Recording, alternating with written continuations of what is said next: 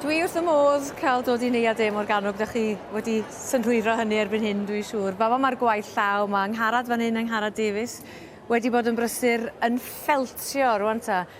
Dyma ddosbarth, dwi'n siŵr, dwi ddim yn gwybod llawer am ffeltio, dwi'n ddim am bobl sy'n gwylio, ond beth ydy'r grefft arbennig yma, ffeltio efo nodwydd? Felly, ffeltio efo nodwydd, neu needle felting, oedden ni'n gweud yn Saesneg. Da chi'n defnyddio gwlan, defnyddio nodwydd, sydd â darnau wedi mynd ohoni i wasgu nhw fewn ac i greu'r siapiau.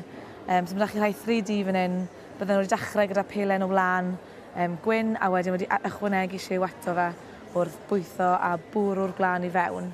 Sy'n dipyn o grefft mewn ffordd i gael nhw i aros mewn siap penodol. Ti wedi cystadlu fan hyn, lle wyt ti? Y ciwi bach mae sydd gyda fi fan hyn yn y cefn, so nes i wneud hwnna. Dechrau ar gyfer hwn, ond mae fe hefyd wedi bod yn cystadlu mewn cystadleuaeth ffermwr ifanc bydd yn dod lan nawr cyn bo hir. Felly o edrych ar y llais yma, mae rai fi ddweud, mae hwn yn drawiadol tu hwnt, yn dydi? Ydy, chi'n gallu rhoi elfen eitha personol a eitha byw gyda ffeltio. Chi'n gallu rhoi ychwanegu gymaint o fanylder eich chi moyn, eich chi tynnu fashion.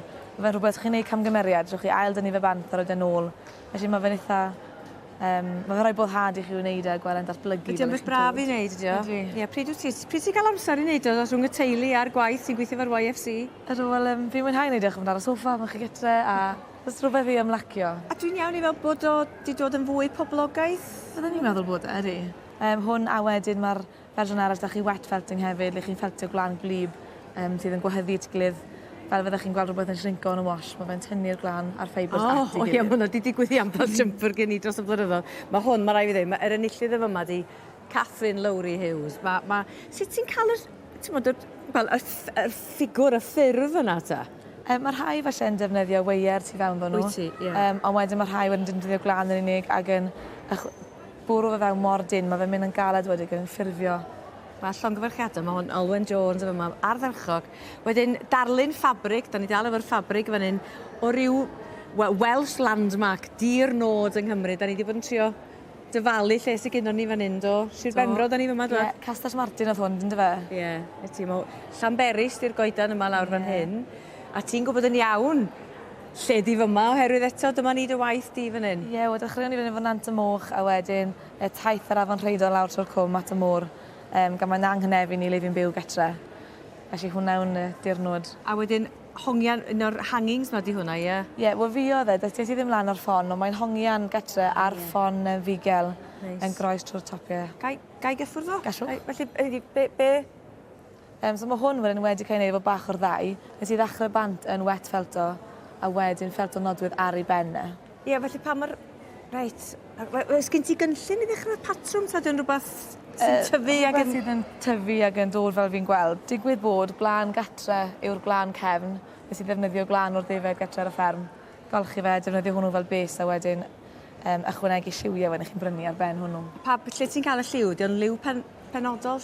Digwydd bod siapiau ffabrig. Mae'r wei a greu seiol. Ond na, chi'n gallu cael nhw'n bob lliw. Mae'n waith anhygoel yma'n does. Oes. O ti di gael wrthos brysur iawn, dwi'n siŵr, yn gweithio... Dim ond ys ychydig o fisoedd ti efo'r ffermwr ifanc, ie? Ie, wedi dechrau gweithio efo Cyffi Cymru nawr ers mis Ebrill. Yn gwneud be wedyn? Swyddog materion gwledig ar hyn o bryd. Felly, yr adran amaethyddol o'r ffermwr ifanc.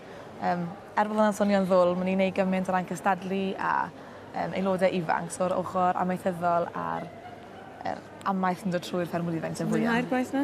Ydw, mas draw. Ti wedi gadael y stafell ddosbarth ebyn hyn? Ydw, yn anffodus nes i adael stafell ddosbarth nhw'r mis Ebrill.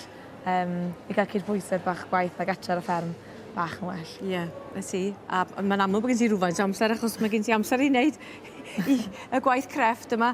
I gloi ta yr adran yma, bag llaw unrhyw gyfrwng, mae yna gymaint amrywiaeth. Sut mae beirniad yn dewis, a dweud y gwir. Y gwaith mae'n siŵr bod nhw'n mynd tu mewn iddyn nhw i weld beth y safon y gwaith. Edrych ar y safon a'r pwythau bod nhw'n gyd yn gywir yn dyfa. Byddwch chi ddim yn dod ar rhywbeth. Be mae Miri... A mae hwn yn hyfryd. Patchwork di hwn, ie? Ie, byddwn ni'n gweud mae bach o foundation piecing a patchwork yw hwnna lawr o'r canol. Mae mor neis gweld amrywiaeth, y crochet, y gwai. Mae'r beirniad efo fan hyn, Ffion Gwyn a Betty Wyn Davies yn deud yn chwilio am gorffeniad glân, ie. Da chi'm isio ravelings nag da. Ac yn edrych... O, wrth gwrs, mae'r edrychiad yn blesterus. Pen ti a fi'n prynu bag, Ydych chi moyn bod yn edrych yn neis a bod chi'n hapus a bod yn siwtio, ydych chi? Oes, pwy sydd wedi ennill siarad? Beryl Evans y fanna, mae hwnna'n hyfryd yn dydi. Oes, mae lot o fanylder hwnna'n dweud. Oes, maen nhw hefyd yn sôn bod rhaid ti gael dolenni hefyd sydd yn addas ac yn gyffyrddus. Ie, mae hwnna'n bwynt da hefyd yn dydi. A'r dechrau bersonol, dwi'n licio'r ddafad yma. Mae'n siwtio yn y sioe. Ydy, hyfryd iawn. Mae llongyfarchiadau i bawb ag i titha hefyd. A falle bod ni angen bag heddiw. Mae heddiw'n ddwrnod prynu'r nwyddau fynd adre fo ni, yn dydi? Diwrnod sale heddi'n dywi, felly. Ydy. Gawn ni fargen gobeithio i lenwi'n bagiau. Diolch i ti am y sgwrs. Dim problem, diolch yn fawr i chi.